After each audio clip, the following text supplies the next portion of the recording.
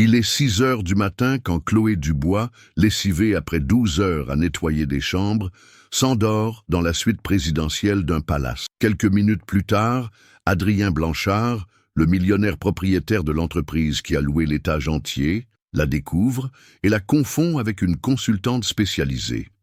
Au lieu d'être renvoyée, elle reçoit une proposition, mais chaque mensonge a un prix. Et quand la vérité éclatera, elle sera humiliée devant tout le monde. Sauf que même les invisibles savent renaître.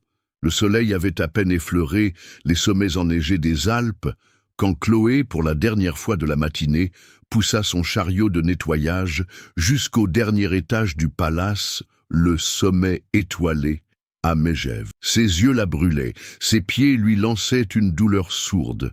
La suite présidentielle était sa dernière chambre, le luxe à l'état pur, des draps en satin, un sol chauffant, une vue imprenable sur la vallée. Chloé voulait juste s'asseoir une minute. Le matelas était si moelleux qu'il lui parut être une étreinte. « Juste un instant », murmura-t-elle, et elle plongea dans le sommeil. À 6h45, Adrien Blanchard, fraîchement arrivé de Paris, monta directement à la suite. Son entreprise avait réservé l'étage pour des réunions confidentielles avec des investisseurs. Quand il ouvrit la porte, il trouva une femme endormie sur le lit, en uniforme sombre, le visage serein. Surpris, il hésita. Ce ne pouvait être que la consultante, que sa secrétaire avait dit avoir engagée à la hâte. Il s'approcha et, d'une légère tape sur son épaule, il dit « Vous êtes en avance. On commence ?» La journée de Chloé Dubois commençait tous les jours à 4h30 du matin. Elle préparait la bouillie de son frère, chauffait l'eau pour le bain sur une vieille cuisinière et vérifiait ses médicaments avec la précision de quelqu'un qui n'avait plus le droit à l'erreur. Léo, son frère de 11 ans, était né avec une forme légère de paralysie cérébrale. Il avait du mal à marcher, à parler, à écrire. Mais il riait comme personne, et c'était pour ce sourire que Chloé faisait tout ce qu'il fallait. À 26 ans, elle avait déjà renoncé à tant de choses, à ses études de psychologie, au rêve de devenir thérapeute pour enfants, à l'idée de vivre seule. Mais elle ne renoncerait jamais à Léo. Après la mort de leurs parents, dans un accident de la route, il ne restait plus qu'eux deux, et le monde n'avait pas été tendre avec eux. Son travail de femme de chambre au palace était ce qui leur permettait de joindre les deux bouts dans une petite maison en périphérie de Grenoble. Ce n'était pas grand-chose, mais ça payait le loyer, le gaz, et parfois, il restait assez pour une tablette de chocolat qu'elle partageait avec son frère les soirs les plus difficiles. Chloé n'était pas du genre à se plaindre. Même épuisée, elle souriait aux clients, traitait ses collègues avec respect, mais à l'intérieur, elle portait un épuisement silencieux et écrasant. Ces derniers mois, le traitement de Léo exigeait un appareil orthopédique spécial, et le budget familial était à bout. Ce matin-là, son corps a lâché. Dans la suite la plus chère du palace, le sommeil est venu comme un interrupteur qu'on bascule. Elle n'entendit même pas la porte s'ouvrir. Quand elle se réveilla, le visage d'Adrien Blanchard était à moins d'1 mètre du sien. « Tout va bien ?» demanda-t-il. Elle s'assit, effrayée, confuse. Elle ne reconnut pas immédiatement cet homme élégant, en blazer sombre et au regard assuré. « Pardon, monsieur, je voulais juste... » tenta-t-elle d'expliquer. Mais Adrien fit un geste de la main. « Aucun problème. Vous êtes la consultante en climat d'entreprise, n'est-ce pas ?» Chloé se figea. « Consultante ?» Elle baissa les yeux sur son propre uniforme. « hésita-t-elle. Adrien sourit, interprétant son silence comme de la timidité. « Rassurez-vous, nous avons vraiment besoin de vous. J'ai 20 minutes avant ma première réunion. Pouvez-vous me présenter ce que vous avez préparé ?» Et c'est là, entre la peur et une lueur d'opportunité, que le mensonge a pris racine pour la première fois. Chloé n'avait jamais été douée pour mentir. Enfant, elle ne pouvait même pas cacher un bonbon volé dans un tiroir. Mais ce matin-là, face à Adrien Blanchard, elle ne vit aucune autre issue. Elle ne voyait que le visage de son frère, son vieux fauteuil roulant et le rapport du médecin collé sur le frigo. Nécessité de commencer une physiothérapie assistée par un exosquelette léger.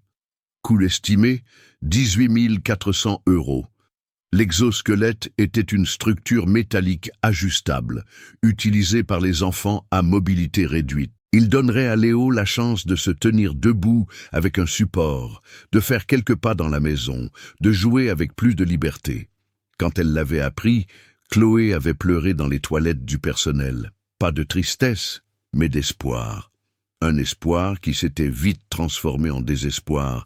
Même en doublant ses heures, il lui faudrait plus de 3 ans pour économiser cette somme, sans compter les médicaments, les factures et les jours d'absence quand son frère était malade. Elle avait tout essayé, vendu son bon smartphone, organisé une tombola avec les voisins, créé une cagnotte en ligne qui avait rapporté 237 € en 2 mois. C'était une goutte d'eau dans l'océan.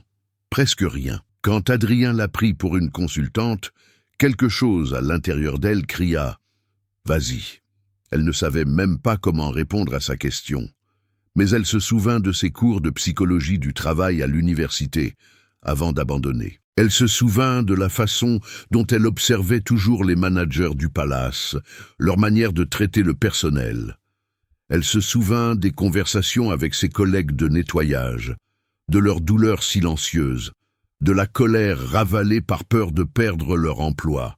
Elle prit une grande inspiration et dit « Je préfère commencer par écouter. Avant de proposer le moindre changement, j'ai besoin de comprendre les gens, la culture d'entreprise, ce qui motive chaque service. » Adrien parut surpris. « Pas de présentation toute prête ?»« Non. L'humanisation commence par l'écoute. » Il hocha la tête. « Intéressant. » Continuez. Et elle continua. Elle parla d'empathie sur le lieu de travail, de reconnaissance, de la façon dont de petites actions peuvent transformer le climat d'une entreprise. Adrien écouta tout avec attention. À la fin, il la remercia. « Vous êtes différente, ça me plaît. » En sortant de la chambre, Chloé faillit s'effondrer. Son cœur battait comme un tambour fou. Elle avait menti, mais elle avait aussi dit une vérité, la sienne, la vérité qu'elle connaissait dans son corps, dans sa peau, dans les callosités de ses mains. Ce soir-là, elle rentra chez elle et trouva Léo en train de regarder le même vieux DVD pour la 100e fois. Un dessin animé où le héros volait avec des ailes faites de ferraille. « Un jour, je volerai comme ça, hein, Chloé ?» dit-il en souriant. Elle l'enlaça par derrière et lui chuchota à l'oreille « Un jour, mon amour, même si je dois construire ces ailes de mes propres mains. » Les jours suivants, Adrien la recontacta. Il lui envoya un message pour demander une autre conversation. Puis il appela. Il dit que son entreprise, Ecosphere Technologies, spécialisée dans les technologies propres, avait besoin de quelqu'un exactement comme elle. « C'est juste un contrat de 3 mois, expliqua-t-il. J'ai besoin de quelqu'un avec une perspective humaine. Vous seriez partante ?» Chloé mit du temps à répondre. Elle pensa à Léo. Elle pensa au prix de l'appareil. Elle pensa à toutes les fois où ses propres chefs au palace l'avaient qualifiée d'invisible. « Oui, j'accepte, » répondit-elle, et elle raccrocha, la conscience déchirée, une partie reconnaissante, l'autre terrifiée. La semaine suivante, elle signa un contrat à durée déterminée en tant que consultante en climat et engagement. Elle allait gagner 5 fois plus qu'en nettoyant des chambres. Avec ça, elle pourrait acheter l'exosquelette en 3 mois. Elle se le promit. Juste 3 mois. Ensuite, elle dirait tout, mais le monde des riches a des pièges invisibles, et un mensonge, même né de l'amour, peut devenir une prison. Chaque nouveau jour, Chloé se sentait comme une usurpatrice dans un rêve qui n'était pas le sien. Elle arrivait tôt dans les bureaux modernes d'Ecosphère, une entreprise de technologie environnementale primée à Paris, où même le café avait le goût du privilège. Elle s'habillait avec des vêtements simples mais élégants, achetés dans des friperies, retouchés à la main par une voisine couturière. Elle portait les cheveux attachés, un maquillage léger. Elle passait pour une consultante senior, sans aucun diplôme. Pendant les réunions, elle parlait avec assurance. Elle utilisait des termes techniques dont elle se souvenait de ses cours abandonnés à la fac et des nuits passées à lire des articles sur son téléphone. L'équipe l'adorait. Les employés souriaient quand elle entrait. La direction louait sa vision moderne et sensible. Et Adrien commença à la chercher plus souvent, parfois pour discuter d'un projet, parfois juste pour bavarder. « Comment avez-vous appris tant de choses sur le comportement humain ?» lui demanda-t-il un jour. Chloé sourit, essayant de cacher son malaise. En vivant, en observant, le monde vous apprend si vous savez regarder. Mais la vérité pesait. À chaque compliment, la culpabilité grandissait. À chaque nouveau regard d'Adrien, la peur aussi, parce qu'il commençait à la voir avec des yeux différents.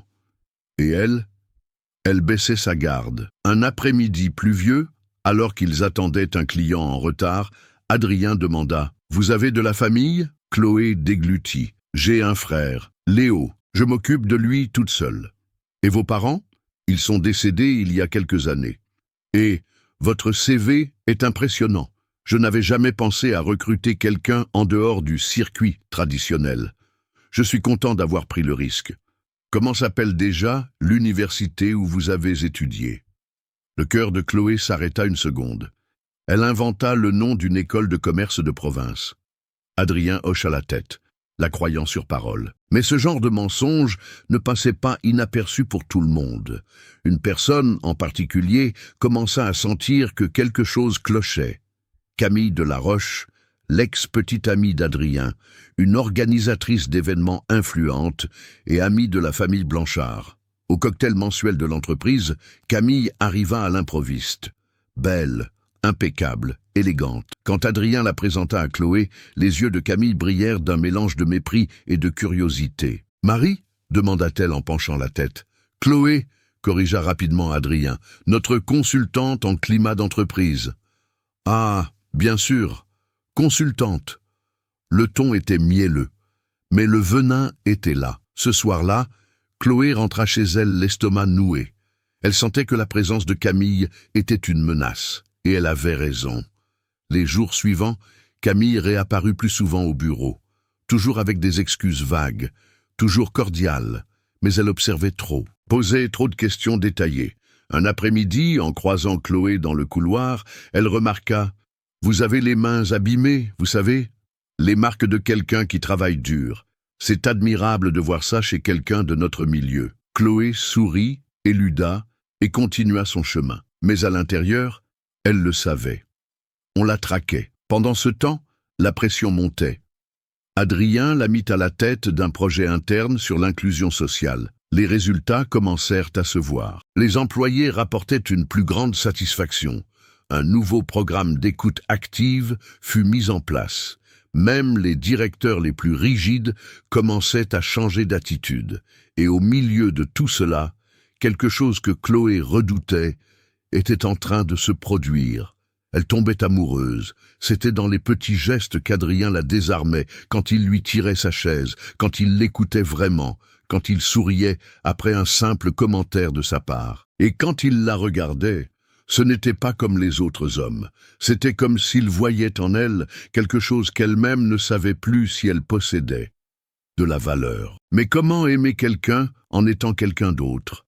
Comment construire une relation dont les fondations sont un mensonge? Chaque nuit, Chloé s'allongeait sur le matelas fin de la chambre qu'elle partageait avec son frère et se demandait « Combien de temps encore puis-je tenir ?»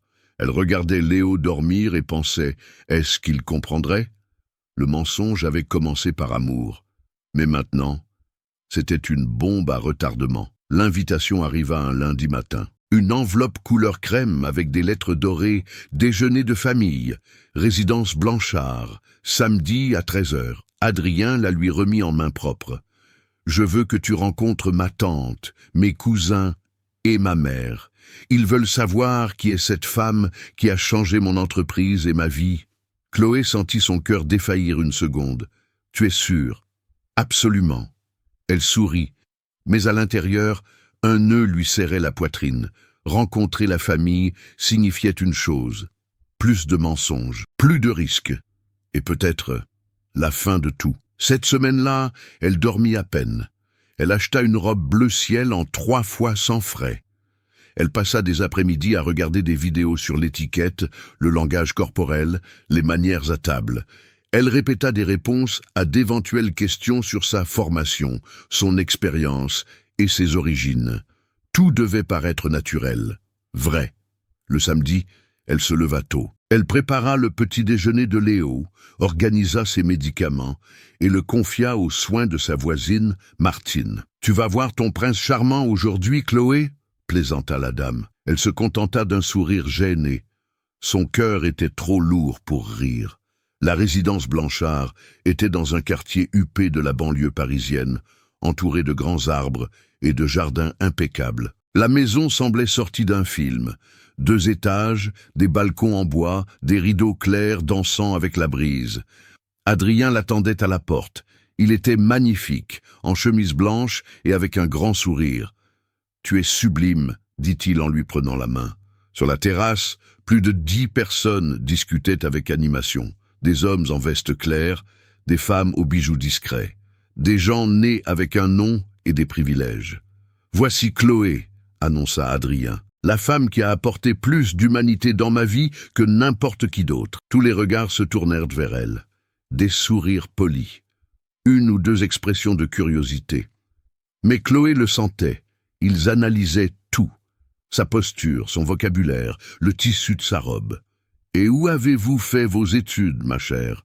demanda une dame aux cheveux blancs qui s'avéra être la mère d'Adrien. « Dans une école de commerce en province ?» répondit-elle, essayant de paraître décontractée. « Ah, bien sûr, laquelle ?»« L'Institut Saint-Michel » inventa-t-elle la voix ferme. La mère hocha la tête, mais ses yeux semblaient douter. Le déjeuner se poursuivit avec des conversations sur les voyages, les affaires, les actions en bourse, la culture. Chloé participait peu, mais souriait et écoutait, jusqu'à ce que la sonnette retentisse. Adrien alla ouvrir, et revint avec Camille Delaroche.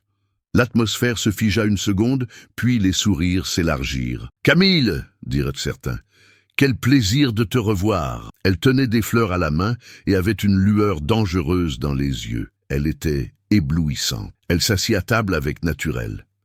Adrien semblait mal à l'aise, mais essaya de maintenir une ambiance légère. Le dessert fut servi, une tarte aux fruits rouges et du café. Chloé pensait qu'elle avait survécu, que tout allait passer, que personne ne découvrirait rien. Mais alors, Camille se leva et s'éclaircit la gorge. « Excusez-moi de vous interrompre. Je sais que je ne suis qu'une invitée surprise, mais il y a quelque chose que je dois vous montrer. » Tout le monde se regarda. Chloé sentit le sang quitter son visage. « C'est à propos de notre chère Chloé. » Elle sortit de son sac un fin dossier et posa quelques papiers sur la table en bois sculpté. Adrien fronça les sourcils. « Qu'est-ce que c'est que ça, Camille ? Des registres, des documents. J'ai trouvé étrange que tu ne saches presque rien du passé de ta petite amie. Alors, j'ai fait quelques recherches. Qu'est-ce que tu veux dire ?» La voix d'Adrien se durcit. Son vrai nom est Chloé Dubois, et elle n'a aucun diplôme. Elle a abandonné ses études de psychologie en 2e année, il y a 4 ans. Elle travaillait comme femme de chambre dans un palace à Megève, jusqu'à il y a 3 mois. Le silence fut brutal. Tout le monde à table arrêta de mâcher. Adrien prit les papiers. Il lut, et il regarda Chloé comme s'il voyait une parfaite inconnue. « C'est vrai ?» Elle essaya de parler, mais sa gorge se noua. Son cœur martelait ses tempes. « Chloé, c'est vrai ?» Ses yeux étaient blessés. Il n'y avait plus de douceur. Elle prit une profonde inspiration. « Oui. » Un murmure parcourut la table. La tante d'Adrien porta la main à sa bouche. Sa mère baissa les yeux, honteuse. « Je ne voulais pas te tromper. J'avais besoin de l'argent. C'était une impulsion. Mais tout ce que j'ai dit après, tout ce que j'ai proposé dans l'entreprise, c'était réel. Mais ce n'était pas toi, » dit Adrien, la voix basse. « Tu as prétendu être quelqu'un qui n'existe pas. »« Non, » répondit-elle fermement. « Je suis cette personne. J'ai juste porté un nom que vous pouviez accepter. » Camille sourit, victorieuse. « J'ai juste pensé que tout le monde avait le droit de savoir à qui ils avaient affaire. » Adrien se leva. « Tu dois partir, Chloé. S'il te plaît, Adrien, maintenant. » Elle n'insista pas. Elle prit son sac et sortit. Le son des couverts reprenant leur place sur les assiettes résonna comme une sentence finale. Pas d'adieu, pas d'étreinte, pas de défense. Sur le trottoir, les yeux remplis de larmes, elle sentit la bise lui glacer les os. Elle savait que ce moment viendrait. Elle n'imaginait juste pas que ça ferait si mal. Le bus descendait les virages de l'autoroute quand Chloé laissa enfin les larmes couler. Elle avait essayé de les retenir autant que possible, mais la douleur transperçait tout. La robe bleue qu'elle portait, achetée en 3 fois, était maintenant tachée de café et de honte. Sur l'écran de son téléphone, les notifications explosaient. Quelqu'un avait filmé la révélation de Camille et l'avait postée sur les réseaux sociaux. La vidéo avait plus de 5000 partages. La consultante qui a escroqué le millionnaire. Femme de chambre déguisée. Arnaqueuse sentimentale. Chloé éteignit son téléphone. À la maison, elle trouva Léo endormi sur le canapé, couvert par le plaid au crochet que la voisine avait laissé. La télé encore allumée diffusait un vieux dessin animé. Elle s'assit par terre, à côté de lui, en silence. Là, dans l'obscurité de son propre foyer, avec l'odeur de soupe réchauffée et de linge à plier, Chloé sentit le poids de la vérité. Elle avait tout perdu. Lundi, elle se rendit au siège de l'entreprise pour récupérer ses affaires. Elle n'eut pas le courage de monter. Elle attendit à la réception jusqu'à ce que Patricia, l'assistante d'Adrien, descende avec un carton dans les mains et les yeux humides. « Je suis vraiment désolée, Chloé. Je ne savais pas. »« Ce n'est rien. Merci. Tu n'étais pas seulement douée dans ton travail. Tu étais nécessaire. Ils ne le voient pas encore, mais ils s'en rendront compte. » Chloé força un sourire, mais ne répondit pas. Dans la rue, les voitures passaient sans hâte. Le monde continuait comme si de rien n'était, comme si elle ne venait pas d'être détruite devant un public de riches qui ne comprendrait jamais ce que c'est que de devoir mentir pour survivre. Le lendemain, elle passa 3 entretiens. À l'un, on lui dit qu'elle était surqualifiée. À un autre, que le poste venait d'être pourvu. Au 3e, le directeur la reconnut d'Internet et dit « Ici, on tient à l'image de l'entreprise. Bonne chance. » Mercredi, elle retourna au palace où tout avait commencé. Elle alla aux ressources humaines. Elle demandait juste un poste d'aide ménagère. La femme des RH regarda son nom et secoua la tête. « Écoutez, on préfère éviter les polémiques. Vous comprenez, n'est-ce pas ?» Elle comprenait. Parfaitement. Jeudi, elle alla à la pharmacie. Les médicaments de Léo étaient en retard. « Ça fera 420 €, Madame Dubois, » dit la pharmacienne. « Si vous ne payez pas avant lundi, on devra suspendre la commande. » Chloé sortit de là les jambes flageolantes. Elle avait 138 € sur son compte et aucune idée de quoi faire. À la maison, elle trouva Léo qui regardait par la fenêtre. « Pourquoi tu es triste, Chloé ?» Elle s'agenouilla à côté de lui. « Juste fatiguée, mon amour. Tu vas quand même m'acheter mes jambes de robot. » Chloé sentit son cœur se briser. « Je ne sais pas, Léo. J'essaye. » Cette nuit-là, elle s'allongea sur le sol de la cuisine et pleura doucement. Elle sentait qu'elle avait déçu non seulement Adrien, mais elle-même. Elle avait trahi la femme qu'elle s'était tant battue pour être. Tout ça pour vivre un mensonge, même si ce mensonge était né d'un amour véritable. Pendant des jours, elle évita son téléphone. Mais sur une impulsion, elle alla sur un site People. Elle était là, une photo au déjeuner, regardant avec effroi les documents sur la table. Le titre disait « Mensonge de classe, la supercherie de la femme de chambre qui a séduit le PDG ». Les commentaires étaient cruels. Elle a voulu faire le coup du père François et elle est tombée de haut. C'est bien fait pour elle. Une femme de ménage devrait rester à sa place. Ces pauvres filles qui cherchent des raccourcis. Chloé ferma la page. Samedi après-midi, elle alla au parc avec Léo. Il était tout excité. Quelqu'un avait donné un déambulateur d'occasion, et il voulait l'essayer. Elle le regardait de loin, essayant de forcer un sourire. Une femme s'approcha, c'était Martine, une ancienne cuisinière du palace. « Chloé, bonjour Martine. J'ai appris pour l'histoire. J'ai voulu t'appeler, mais je ne savais pas si tu voulais parler. À vrai dire, je voulais disparaître. Je comprends, mais disparaître ne résout rien, ça ne fait que reporter. Je le sais, j'ai déjà essayé. » Elles s'assirent sur un banc, regardant Léo jouer avec le déambulateur. « Tu sais, Chloé, moi aussi j'ai été licenciée injustement une fois, parce que je m'étais plainte d'un salaire en retard. On m'a traité d'ingrate, mais j'ai décidé que je ne dépendrais plus jamais d'aucun patron. Et qu'est-ce que vous avez fait? J'ai mis de côté chaque centime et j'ai monté ma propre cuisine, des plats sains à emporter. Sauf que maintenant, j'ai besoin d'aide, de quelqu'un qui s'y connaît en propreté, en organisation, en service client. J'ai pensé à toi. Les yeux de Chloé s'écarquillèrent. Vous voulez que je travaille avec vous? Je veux que tu sois mon associé. Je n'ai pas d'argent, pas de réputation, pas de... Tu as du courage. Et ça vaut plus que n'importe quel CV. Chloé regarda son frère, riant avec ses petites jambes tremblantes et pleines d'espoir. Puis elle regarda ses propres mains, calleuses, mais vivantes. J'accepte. Elle ne savait pas comment, ni par où commencer. Mais pour la première fois depuis des jours, elle sentit qu'elle pouvait respirer. As-tu déjà dû baisser la tête en sachant que tu n'avais pas tort? As-tu déjà dû sourire en apparence alors que tout en toi hurlait? Si oui, commente « moi aussi ». Juste en dessous, juste pour que je sache que tu es là et que cette histoire est aussi un peu la tienne.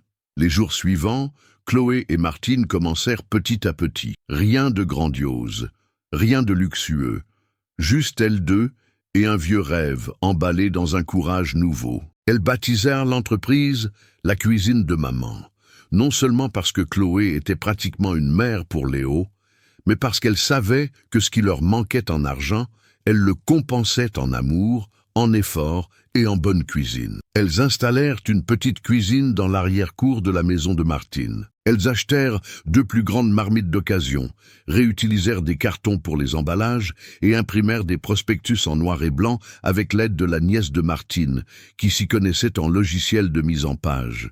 « De vrais plats avec le goût de la maison », disait le prospectus. « Livraison dans le quartier. On accepte Lydia et on fait crédit à ceux qui en ont besoin. » Les premières semaines furent lentes. 10 plats par jour, puis 15. Un électricien de la rue les recommanda à son atelier. Une enseignante en parla à l'école. Avant qu'elles ne s'en rendent compte, elles en faisaient 50 par semaine. Chloé se levait à 5 heures. Elle préparait Léo, l'emmenait à la crèche inclusive du quartier et courait à la cuisine. Là, elle épluchait, lavait, assaisonnait, emballait, livrait. Le soir, elle étudiait avec son téléphone dans une main et un cahier sur les genoux. Mais il ne s'agissait pas seulement de plats préparés. Il s'agissait de se reconstruire de l'intérieur. Chloé n'était plus une femme qui essayait de cacher qui elle était. C'était une femme qui assumait qui elle était avec fierté.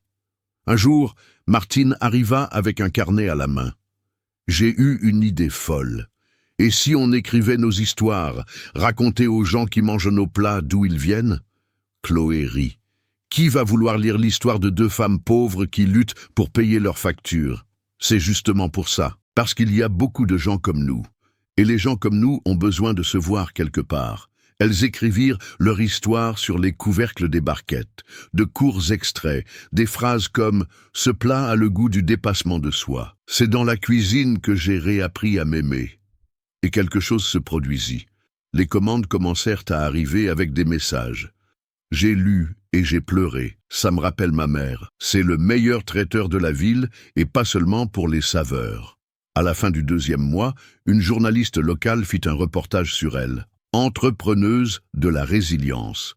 L'article devint viral sur les réseaux sociaux. Et avec lui, arriva une invitation inattendue. La mairie organisait un événement sur l'insertion professionnelle. Il voulait inviter Chloé à parler de sa petite entreprise. « Moi, parler ?» demanda-t-elle effrayée. « Vous, » répondit l'adjointe. « Votre histoire peut inspirer beaucoup de monde. » Chloé pensa à refuser. Elle avait encore honte de ce qu'elle avait vécu, peur d'exposer ses blessures. Mais le soir même, Léo, qui écoutait caché derrière le rideau, dit « Tu es la personne la plus courageuse que je connaisse, Chloé. » Le jour de l'événement, elle portait la même jupe bleue que lors du déjeuner à la villa. Lavée, repassée, debout sur scène, comme quelqu'un qui retourne à l'endroit où elle est tombée. Mais maintenant plus forte. Le public était simple, des mères au foyer, des jeunes de banlieue, des petits commerçants, des gens qui savaient ce que c'était de partir de rien. Chloé raconta son histoire. Elle ne cacha ni le mensonge, ni l'humiliation. Mais elle parla avec fermeté de la raison de tout cela, l'amour, le désespoir, et l'envie de donner à son frère une chance que la vie semblait lui refuser. Elle parla d'invisibilité, de dignité, de recommencement. Et quand elle eut fini, toute la salle se leva dans une ovation qui ressemblait à une étreinte. Au dernier rang, quelqu'un filmait discrètement. Quelques heures plus tard, la vidéo arriva entre les mains d'Adrien Blanchard. Il était dans son bureau, fatigué d'une réunion interminable, quand Patricia entra. « Je pense que vous devriez voir ça. » Dans la vidéo, Chloé disait « La vérité, c'est que oui, j'ai menti, mais pas pour tromper. J'ai menti pour survivre. Et à la fin, j'ai appris qu'on n'a pas besoin de se déguiser pour mériter le respect. On a juste besoin d'être vu. » Adrien ne dit rien. Il appuya juste sur « play » à nouveau. Et encore, jusqu'à ce que quelque chose dans son expression change. Ce n'était pas de la colère, ni de la honte, c'était du regret. Mais il était encore trop tôt pour savoir ce qu'il ferait de cela. Pendant ce temps, Chloé lavait des marmites, de la farine jusqu'au coude, et un sourire fatigué, mais entier. Chloé ne fut plus jamais la même après cette scène. Non pas parce que le monde l'a applaudi, mais parce qu'elle, pour la première fois, n'a pas eu honte d'elle-même. Dans les jours qui ont suivi l'événement, de plus en plus de gens ont commencé à chercher la cuisine de maman. Ils voulaient des plats, oui, mais ils voulaient aussi rencontrer cette femme qui avait parlé avec tant de vérité. « Chloé, vous m'avez fait pleurer », disait une enseignante à la retraite. « Je pense à reprendre mes études à cause de vous », lui a raconté un jeune de 17 ans qui lisait les prospectus, comme s'il s'agissait de poésie. Mais malgré cette nouvelle force qu'elle acquérait, la transformation de Chloé n'a pas été un long fleuve tranquille. Il y a eu de la peur, des rechutes, des doutes. La deuxième semaine après la conférence, elle a reçu un email. Invitation à participer à une table ronde à Paris, forum du leadership au féminin. Elle l'a supprimé sans répondre. Elle trouvait ça exagéré. « Tu dois y aller », a insisté Martine. « Je suis cuisinière, pas une leaduse. Tu es les deux, et c'est pour ça que tu dois y aller. » Chloé a accepté. Elle a acheté le billet en plusieurs fois, a pris le train, a porté un tailleur emprunté à la voisine du dessus. Lors de l'événement, elle est restée au fond de la salle, observant des femmes avec des doctorats, des dirigeantes de banque et des PDG de start-up. Elle a pensé à rentrer chez elle. Mais quand elle est montée sur scène, quelque chose a changé. « Je n'ai pas de MBA », a-t-elle commencé. « Mais j'ai le nom de ma grand-mère gravé dans les mains à force de frotter le sol. Et c'est avec elle que j'ai appris ce qu'est la dignité. » Le public s'est tu. Quand tout s'est effondré, j'aurais pu me cacher, mais j'ai découvert qu'on peut recommencer même avec le cœur en miettes, à condition d'avoir le courage de ne plus faire semblant. D'autres applaudissements. Au retour, elle a dormi appuyée contre la vitre du train, regardant les poteaux défiler comme des pensées. Elle a rêvé de Léo courant dans le jardin avec son nouvel exosquelette. Il manquait encore la moitié de la somme, mais maintenant, il y avait un véritable espoir. Dans la cuisine, Chloé et Martine produisaient déjà plus qu'elles ne pouvaient en gérer. Elles ont acheté un réfrigérateur d'occasion, ont changé les vieilles marmites, ont créé un profil Instagram. Elles postaient des vidéos simples, le plat du jour, des citations inspirantes, des bribes de leur histoire. « Ça devient sérieux, cette affaire », a dit Martine avec un sourire fatigué. « Ça devient notre vie », a répondu Chloé. En parallèle, Chloé a repris ses études. Elle s'est réinscrite à l'université publique où elle avait interrompu la psychologie. Les cours étaient le soir, en ligne. Elle empruntait les livres à la bibliothèque du quartier. Léo adorait l'aider à étudier. « C'est quoi ce mot, Chloé ?» demandait-il en pointant le cahier. « Empathie. Et ça veut dire quoi ?» Elle le regardait et souriait. « C'est quand on ressent ce que l'autre ressent, comme quand tu pleures et que je pleure avec toi. » Un après-midi, elle a reçu un appel inattendu. « Madame Chloé Dubois. Oui. Ici l'association municipale des petites entreprises. Votre nom a été recommandé par une entreprise partenaire pour recevoir un microcrédit. Je n'ai demandé aucun crédit, mais vous avez été recommandé par Ecosphère Technologies. » Chloé est restée muette un instant. Adrien. Avec l'argent, elles ont acheté une nouvelle étuve, des contenants isothermes et ont embauché une jeune voisine pour les livraisons. L'entreprise grandissait, la femme aussi. Mais ce n'était pas seulement dans les plats ou les événements, c'était dans le miroir, dans sa façon de marcher, de parler, de se regarder. Elle ne prétendait plus être une consultante RH. Elle était une véritable entrepreneuse, une aidante, une sœur, une survivante qui n'avait plus besoin de mentir. Et pourtant, de temps en temps, le souvenir d'Adrien revenait. Un geste, une odeur, une musique qui passait à la radio. Parfois, en fin de journée, elle fermait les yeux et se demandait « Est-ce qu'il pense encore à moi ?» Mais maintenant, cette question ne la paralysait plus, car, avec ou sans lui, elle était enfin maîtresse de sa propre histoire. L'amphithéâtre de l'université était bondé. Des sièges occupés par des étudiants, des professeurs, des entrepreneurs locaux, des journalistes. Sur l'écran, le thème de l'événement, entreprendre avec une âme, histoire qui inspire. Chloé était dans les coulisses improvisées, une bouteille d'eau à la main et une boule au ventre qui semblait plus forte que jamais. Cette fois, ce n'était pas un événement de quartier. C'était l'université où elle avait commencé à étudier, où des années auparavant, elle était partie honteuse de ne pas pouvoir payer les frais de scolarité. Maintenant, elle était là, en tant qu'invitée d'honneur. « Chloé ?» appela le coordinateur. « C'est à vous après cette table ronde. » Elle hocha la tête, essayant de respirer profondément. Martine était dans le public, à côté de Léo, qui portait un t-shirt avec l'inscription « La cuisine de maman, nourrit le corps et l'âme ». Il marchait maintenant avec l'aide du nouvel exosquelette, acheté avec l'argent d'un prix social que Chloé avait remporté quelques mois plus tôt. Sur son téléphone, juste avant de monter, Chloé vit un message anonyme. Pas de nom, pas de photo, juste une phrase. « Aucun mensonge ne peut effacer qui tu es vraiment. Bonne chance aujourd'hui. » Elle savait de qui ça venait. Quand son nom fut annoncé, le public applaudit avant même qu'elle n'ait dit un mot. Beaucoup la connaissaient déjà par l'article du journal, d'autres par les réseaux sociaux. Mais là, devant tout le monde, elle n'était pas une célébrité improvisée. C'était une femme prête à raconter sa propre histoire, en entier. Elle monta sur scène d'un pas assuré. Elle prit le micro de ses mains nues, sans bague, sans vernis, sans masque. « Bonsoir », la voix résonna, forte. Un silence immédiat se fit.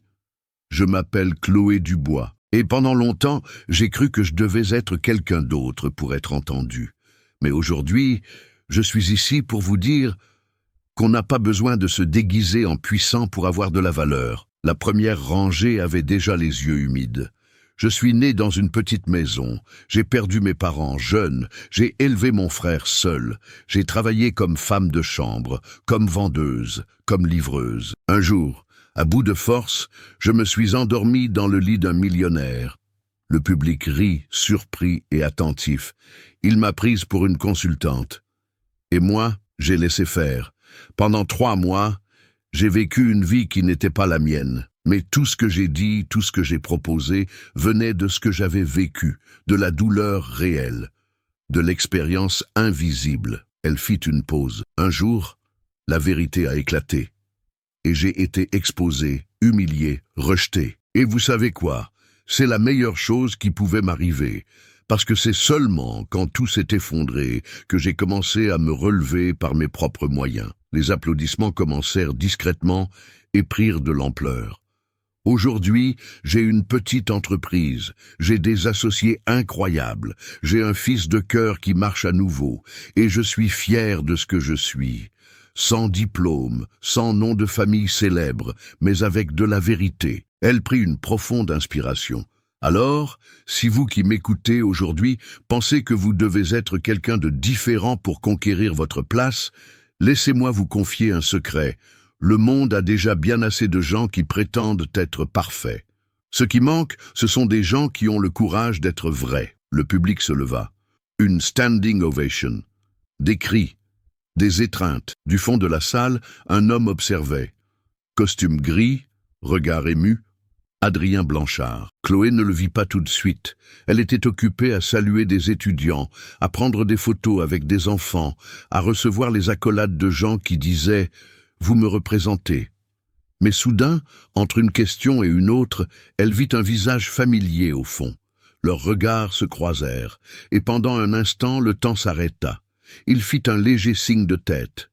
Il ne s'approcha pas. Il ne s'imposa pas. Il sourit simplement, comme pour dire « Maintenant, je te vois vraiment ». Chloé lui rendit son sourire, mais elle ne courut pas. Elle ne pleura pas. Elle ne demanda pas d'explication. Parce que la version d'elle qui avait besoin d'être acceptée n'existait plus. À la fin de la soirée, en rangeant ses affaires, elle trouva une enveloppe dans son sac, sans expéditeur, juste une phrase écrite à la main. Le mensonge t'a caché, la vérité t'a fait briller. À l'intérieur, une brochure d'Écosphère Technologies et une invitation. Nous invitons Chloé Dubois à animer un atelier sur l'empathie et l'écoute active pour nos nouveaux dirigeants. Comme elle nous l'a elle-même enseigné, les gens ont besoin des gens avant les processus. Elle tint le papier un instant, respira profondément et sourit. Parce qu'à ce moment-là, elle comprit, son tournant n'avait pas été quand elle était entrée dans l'entreprise en prétendant être une autre. C'était quand elle en était sortie en étant qui elle était. Maintenant, c'était elle qui dictait sa valeur, et pour la première fois, elle n'avait pas peur d'être vue. La semaine suivant l'événement, la vidéo du discours de Chloé se propagea comme une traînée de poudre. Ça a commencé par le partage d'une étudiante. Puis, un professeur l'a postée sur LinkedIn, et bientôt elle était sur les sites d'information, les pages sur l'entrepreneuriat, les groupes de mères célibataires, les profils féministes et les podcasts sur le dépassement de soi. En moins d'une semaine, elle était le sujet de débats sur au moins 3 chaînes de télévision. De femme de chambre à entrepreneuse, la femme qui a ému la France avec sa vérité. Mais ce qui a le plus surpris Chloé n'a pas été la célébrité soudaine. C'est qui est apparu derrière les j'aime, les messages et les retrouvailles. Le directeur qui lui avait refusé son retour au palace lui a envoyé un email. « Nous avons commis une grave erreur avec vous. Si vous voulez revenir, les portes sont ouvertes. » Elle n'a pas répondu. La directrice des RH d'Écosphère, qui avant ne la saluait même pas dans l'ascenseur, écrivait maintenant de longs textes sur l'impact de la diversité vécue sur le leadership organisationnel, et citait Chloé en exemple dans chacun d'eux. Adrien, il a gardé ses distances, respectueuse, observatrice. Mais il aidait à sa manière. Il lui indiquait des fournisseurs, recommandait son entreprise à des sociétés amies, a parrainé discrètement un événement d'entrepreneuriat populaire où Chloé était conférencière. Camille Delaroche, quant à elle, a réagi comme les gens de son espèce ont l'habitude de réagir, avec un silence élégant. Elle a même posté des pics indirects sur les réseaux sociaux, comme « Certaines personnes réussissent dans la vie en dramatisant leurs propres défaites ». Mais cette fois, personne n'a marché. Beaucoup l'ont ouvertement critiqué. Camille, vous avez rabaissé quelqu'un qui voulait juste survivre. La honte n'était pas la sienne, c'était la vôtre. La classe ne s'achète pas avec un sac de luxe. L'image publique de Camille a commencé à s'effriter lentement, comme un château de cartes exposé au vent de la vérité. Et Chloé a continué de grandir. Du bouche à oreille, elle est passée à la livraison régionale. De la livraison à la vente de kits surgelés pour les entreprises. Un groupe de nutritionnistes a proposé de créer des menus équilibrés. Un designer bénévole a proposé de renouveler l'identité visuelle de la marque. En moins de 6 mois, ce qui avait commencé comme une cuisine improvisée est devenu une entreprise formelle avec un numéro de SIRET, des factures et une liste d'attente pour les commandes hebdomadaires. Elle employait désormais 4 femmes, toutes mères célibataires ou chefs de famille. Un vendredi après-midi, alors qu'elle organisait les étiquettes avec Léo sur la table de la cuisine, elle a reçu un appel de la mairie. « Madame Dubois, nous organisons le festival régional de l'économie solidaire et nous aimerions que vous fassiez le discours d'ouverture. » Moi, mais pourquoi ? Parce que vous êtes la preuve qu'il est possible de réussir sans écraser personne. La même semaine, elle a reçu une autre invitation, cette fois personnelle, d'Adrien. Pas par téléphone, pas par email, mais dans un mot livré par Patricia, qui est apparue discrètement à l'entrée de la cuisine. J'organise un événement d'Écosphère sur l'inclusion productive. Il n'y a personne d'autre que je veuille entendre sur cette scène à part toi. S'il y a encore de la place pour un nouveau départ, je serai là. Avec respect, avec vérité. Ah, Chloé a lu et relu. Elle a pensé au passé, à la peur, à la douleur, mais elle a aussi pensé à qui elle était maintenant. Le soir de l'événement, elle est arrivée dans une robe simple et jolie, achetée avec les bénéfices du mois. Les cheveux attachés, le visage sans fard, et une paix que personne ne pouvait plus lui enlever. Les applaudissements l'ont accueillie quand elle est montée sur scène. Adrien, de l'autre côté, s'est levé.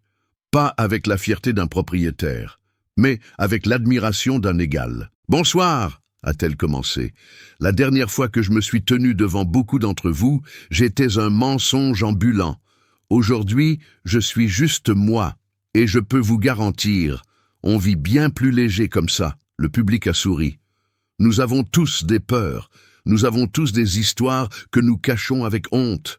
Mais le monde ne change que lorsque quelqu'un a le courage de dire sa vérité à voix haute. C'est ce que j'ai fait, et ce que je souhaite que chacun ici puisse aussi faire un jour. D'autres applaudissements. À la fin, alors que le public se dispersait, Adrien s'est approché. « Je suis venu pour l'événement, mais aussi pour toi. » Chloé l'a regardé calmement. « Je ne suis plus la femme que tu as connue dans ce lit, Adrien. Je sais. Et c'est exactement pour ça que je suis venu. » Elle a souri. Elle n'a pas répondu par des promesses, ni par des excuses, juste par sa présence. Là, entre les applaudissements, les sourires et les retrouvailles, elle a compris. Le monde n'avait pas besoin de s'incliner devant elle. Il avait juste besoin de la respecter. Parce que maintenant, celle qui tenait sa propre histoire dans ses mains, c'était elle.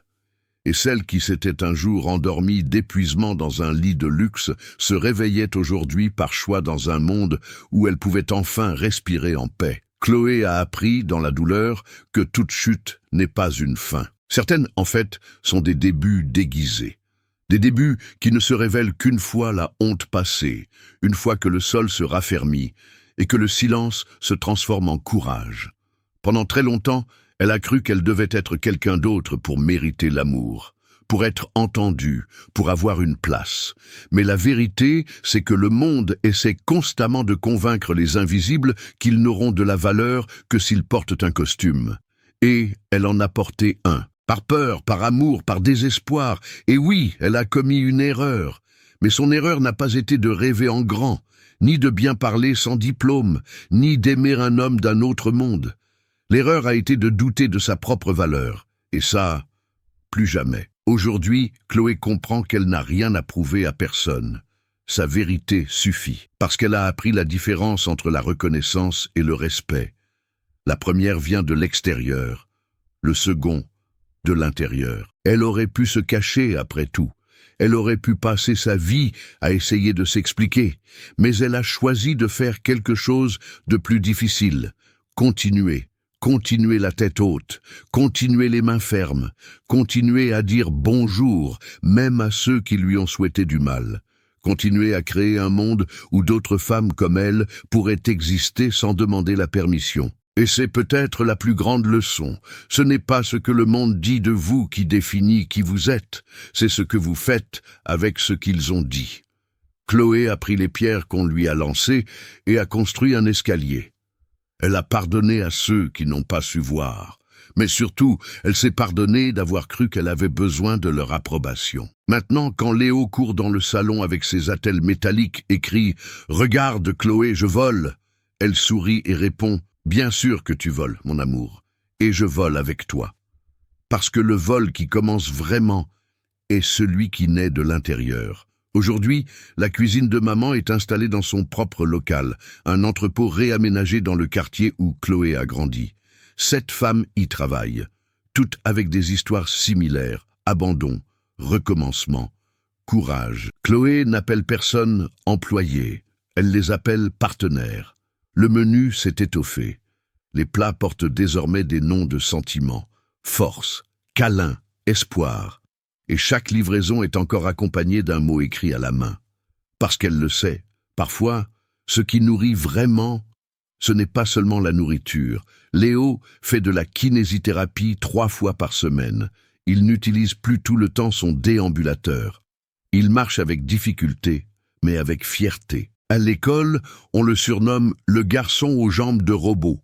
Et quand on lui demande ce qu'il veut faire quand il sera grand, il répond sans hésiter « Je veux m'occuper des gens, comme ma sœur ». Martine, son associée et amie, est devenue la marraine officielle du garçon et sa conseillère pour tout. Quand Chloé songe à abandonner un projet, c'est elle qui dit « Allez, on est arrivé jusqu'ici, maintenant plus personne ne nous arrête ». Et Adrien ? Il est retourné à Paris. Il a continué chez Écosphère, mais de manière plus discrète. Il a créé un nouveau pôle dans l'entreprise axé sur les projets sociaux. Il a nommé d'autres femmes, plus diverses, plus proches de la réalité du pays. De temps en temps, il envoie des nouvelles. Ils ne se sont pas remis ensemble, mais ils sont en paix. Parce que l'amour qu'ils ont vécu, même s'il fut bref, a laissé quelque chose de beau. Le respect. Et ça, pour Chloé, ça vaut plus que n'importe quelle réconciliation forcée. Et Camille Delaroche, elle a disparu des radars. Cancelée par sa propre arrogance, elle a perdu des contrats et du prestige. Personne ne sait vraiment où elle est, mais au fond, Chloé ne lui en veut pas.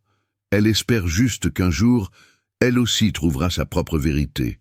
L'histoire de Chloé est devenue un documentaire, un livre, un sujet de conférence, mais elle-même n'a jamais aimé les étiquettes. J'ai juste fait ce qu'il fallait, a-t-elle coutume de dire. Et c'est peut-être ce qui rend son histoire si puissante. Parce qu'au final, il ne s'agit pas de célébrité ni de justice parfaite. Il s'agit de dignité, de se relever après la chute, de se regarder dans le miroir et de se dire « je suis assez », avec ou sans applaudissements. Et maintenant, chaque fois que quelqu'un demande comment tout a commencé, Chloé sourit et répond « ça a commencé le jour où je me suis endormi dans un lit qui n'était pas le mien, et où je me suis réveillé en étant enfin qui je suis. » Si cette histoire a touché ton cœur, si à un moment tu as senti qu'elle te parlait, laisse un j'aime maintenant. Ça montre que ces histoires comptent encore. Dis-moi dans les commentaires de quelle ville tu regardes. Je veux savoir jusqu'où ce message est arrivé. Abonne-toi à la chaîne si tu crois que les personnes réelles méritent d'être vues, entendues et respectées. Et maintenant, choisis l'une des histoires qui apparaissent à l'écran, car la prochaine pourrait être encore plus forte que celle-ci. On se voit dans la prochaine vidéo.